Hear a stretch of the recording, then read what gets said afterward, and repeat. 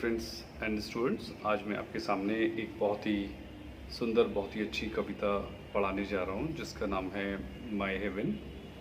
My heaven Rabindranath Tagore, जो कि एक नोबेल पुरस्कार विजेता कवि रहे हैं।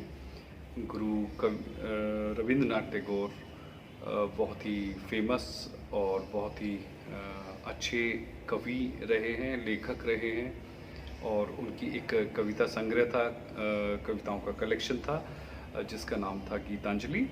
इस गीतांजलि के लिए उन्हें 1913 में 1913 में लिटरेचर का बहुत ही सबसे बड़ा पुरस्कार, नोबेल पुरस्कार, उन्हें सम्मानित किया गया था। उन्हें नोबेल पुरस्कार से, नोबेल अवार्ड से। और उनके बारे में थोड़ा सा मैं बता दूं कि उनका जन्म कलकत्ता में 7 मई 1861 यानी 1861 में हुआ था, एक बंगाली परिवार में। और उसके बाद वो इंग्लैंड गए अपनी एजुकेशन को कंप्लीट करने के लिए। उनके पिता देवेंद्रनाथ टैगोर थे और उनके वो सबसे छोटे बेटे रहे हैं। गीतांजलि के अलावा उन्होंने जो बहुत अच्छी जो पोएम्स, जो पोएट्री लिखी है, उनमें the crescent moon, the king of dark chamber, my reminiscence, Gora and the home of the world वगैरह वगैरह लिखी हैं। इसके अलावा जनगण मन, जो हमारा राष्ट्रीय गीत है, उसको भी उन्होंने लिखा था। तो ये बात रही कवि श्री रविंद्रनाथ टैगोर की। चलिए अब हम पोएम की बात करते हैं। पोएम में कवि, चूँकि हमारे जो देश था, हमारा देश था, वो ब्रिटिश पीरियड में अंग्रेज़ों के अधीन था और हम अंग्रेज़ों के अधीन थे। हमारा कंट्री, उस वक्त हमारा संविधान नहीं था, हम कोई अपनी मर्ज़ी से काम नहीं कर पाते थे। हमारे जो ऊपर थे वो ब्रिटिश गवर्नमेंट थी। और कवि चाहता था, कवि भी देशभक्त रहे हैं, बहुत ज़्यादा अपने देश से प्यार करते थे और चाहते थे कि उनका देश, उनके लोग, उनके जो समाज के लोग हैं, वो सब एक ऐसी आज़ादी का दिन देखें जिनमें सबको सोचने की आज़ादी हो, पढ़ाई की आज़ादी हो, सोच समझ की आज़ादी हो। और ऐसी आज़ादी में लोग जिएं जहाँ पर अभिव्यक्ति की आज़ादी हो, जहाँ पे अपने आप को एक्सप्रेस करने की आज़ादी लोगों को मिले। तो चलिए पढ़ते हैं लाइन टू लाइन ये poem. Where the mind is without fear and the head is held high. Where the mind is without fear, जहाँ पे किसी तरह का कोई डर ना हो। किसी तरह का डर से क्या मतलब है कि हमारे अंदर अलग अलग तरीके की इनसिक्योरिटीज़, असुरक्षा की भावनाएं रहती हैं। कहीं पे रोज़गार की हमें समस्या होती है, कहीं पे हमारे घर को लेकर कोई समस्या होती है, परिवार के पालन पोषण की समस्या होती है, सामाजिक समस्याएं होती हैं, राजनीतिक समस्याएं होती हैं। तो हम इन सब असुरक्षाओं के डर से घिरे रहते हैं। तो कवि चाहता है कि हमारा समाज, हमारे देश एक ऐसा देश हो जहाँ पर लोग विदाउट फियर हों, बिना किसी डर के हों। जहाँ head is held high, where the head is held high, जहाँ पे सर गर्व से ऊँचे रहे।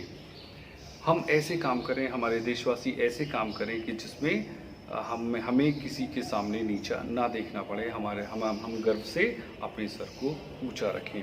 तो ये कवि ने सोच रखी है अपने देश और अपने देशवासियों के लिए। आगे क्या कहता है कवि कि where knowledge is free, where knowledge is free, जहाँ पर नॉलेज पे कोई बंधन ना हो। आज अगर हम देखें हमारे समाज में कि अगर आदमी के पास पैसा है, वो अच्छे समाज से आता है, अच्छे घर से आता है, तो वो अच्छे इंस्टीट्यूट में, अच्छे कॉलेजेस में, अच्छे यूनिवर्सिटीज़ में एजुकेशन हासिल करता है। और अगर वो कमज़ोर घर से है तो उसको इतनी आज़ादी नहीं है नॉलेज को हासिल करने की। तो कवि चाहता है कि उसके देश ऐसा देश हो जहाँ पर सबको नॉलेज फ्री हो, सबको ज्ञान हासिल करने की आज़ादी हो। Where the world has not been broken into fragments by narrow domestic walls, जहाँ पर समाज या देश बहुत ही छोटे छोटे टुकड़ों में बटा हुआ ना हो। किस चीज़ के टुकड़े, जैसे ये मेरा है, ये इसका है, ये इसका है। तो इन चीज़ों में हम बटे हुए हैं, लैंग्वेज के आधार पर, कास्ट के आधार पर, रिलीजन के आधार पर, रिच और पुअर के आधार पर जो हम बटे हुए हैं, इन छोटी छोटी नैरो डोमेस्टिक वॉल्स में हम बटे हुए ना हों। Where the words come out from the depth of truth, जहाँ पर लोग सभी सच बोलने वाले हों, जहाँ शब्द कहाँ से निकलते हों, दिल की सच्चाइयों की गहराई से निकल कर आते हों। ऐसे लोग हों जो सभी सच बोलने वाले हों, और where tireless striving stretches its arms towards perfection, जहाँ लोग आधे अधूरे मन से काम न करें बल्कि उनकी मेहनत ऐसी हो कि वो हर चीज़ को परफेक्शन की हद तक मेहनत करने वाले हों। किसी भी काम को अगर हम करेंगे तो वो परफेक्शन की हद तक काम करने वाले हों। Where the clear stream of reason has not lost its way into the dreary desert sand of dead habits.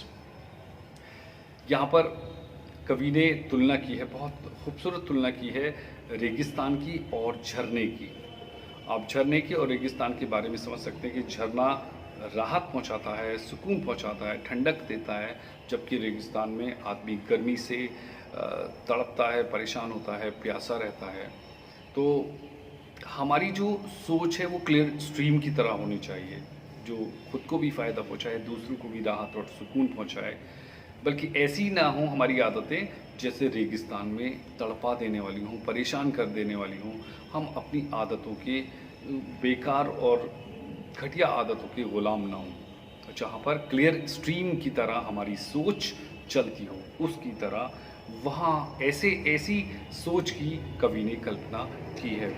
Where the mind is led forward by thee into ever widening thought and action, जहाँ पर हमारी जो सोच है वो action पर based हो।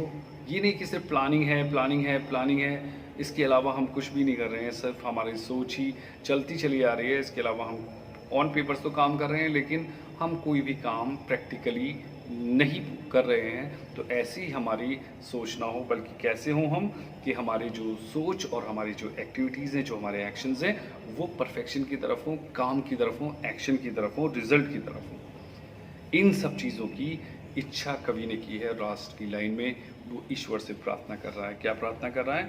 Into that heaven of freedom my father, means God को वो एड्रेस करते हुए कह रहा है, गॉड को पुकारते हुए कह रहा है कि हे ईश्वर, हे परमपिता, मेरे देश को, मेरे देशवासियों को ऐसी आज़ादी को देखना नसीब कर। लेट माय कंट्री अवेक, कि मेरा देश जब जागे, जागना मतलब आज़ाद हो जाए, और जब आज़ाद हो तो मेरा देश इन सब चीज़ों के साथ भी आज़ादी पाए, जहाँ पर व्यक्ति को डर ना हो, किसी का सुरक्षित महसूस करे, उसका करियर भी सुरक्षित हो, उसकी लाइफ भी सुरक्षित हो, उससे दूसरे भी सुरक्षित हों, जहाँ पर सिर गर्भ से ऊंचे रहें, जहाँ पर सोच बिल्कुल साफ क्लियर स्ट्रीम की तरह हो, और इसके साथ साथ माइंड हमेशा एक्शन और थॉट दोनों में बिल्कुल एक सिंक्रोनाइजेशन हो, बिल्कुल तारतम्यता हो। और इन सब सोच के साथ जब मेरा देश आज़ाद हो तो मेरे देश और मेरे देशवासी इन सब चीज़ों से जुड़े हुए हों, ऐसी कवि ने कल्पना की है। तो दोस्तों, आपको मुझे उम्मीद है कि आपकी पोएम समझ में आई होगी। चलिए अब हम इसका सेंट्रल आइडिया करते हैं। देखिए, मैंने स्क्रीन पर सेंट्रल आइडिया दिया हुआ है, जैसे हमने पिछली पोएम्स में किया था। आप इस सेंट्रल आइडिया को अपनी कॉपी में नोट डाउन करेंगे, और इसके बेसिस पर अब हम रेफरेंस टू द कॉन्टेक्स्ट करने जा रहे हैं। चलिए, तो इसको रेफरेंस टू द कॉन्टेक्स्ट करने के लिए हम सबसे पहले इस किसी भी जो स्टेंजा हमें दिया हुआ है उसके पहले लाइन के कुछ 2-3 लेटर्स वर्ड्स लिखेंगे, डैश डैश करेंगे, और उसके बाद लास्ट के पोएम की जो अंतिम 2 या 3 वर्ड्स हैं उनको हम लिख लेंगे। उसके बाद लिखेंगे रेफरेंस। रेफरेंस पे वही सब लिखना है। These lines have been taken from the poem my heaven composed by Rabindranath Tagore. उसके बाद कॉन्टेक्स्ट लिखेंगे, जो कॉन्टेक्स्ट मैंने आपको लिखा हुआ है इसको आप कॉपी करेंगे। फिर इसके बाद हम एक्सप्लेनेशन लिखेंगे। एक्सप्लेनेशन में भी पोएम की जो सेंट्रल आइडिया हमने लिखा है उसका मोस्टली पार्ट इसमें हम एंटर करेंगे। तो इस तरीके से हमारा ये आप स्क्रीन पर भी देख सकते हैं, और इसको कंप्लीट करके आप पूरा कर लेंगे। उम्मीद है आपको ये पोएम अच्छी तरह से समझ में आई होगी। अगर समझ में आई है तो आप इसको अपने दोस्तों के साथ भी शेयर करें, लाइक करें, और कमेंट भी करें अगर आपको कोई डाउट हो। अगली पोएम तक के लिए मैं आपसे चाहता हूँ विदा। Good day, stay healthy, stay safe, bye.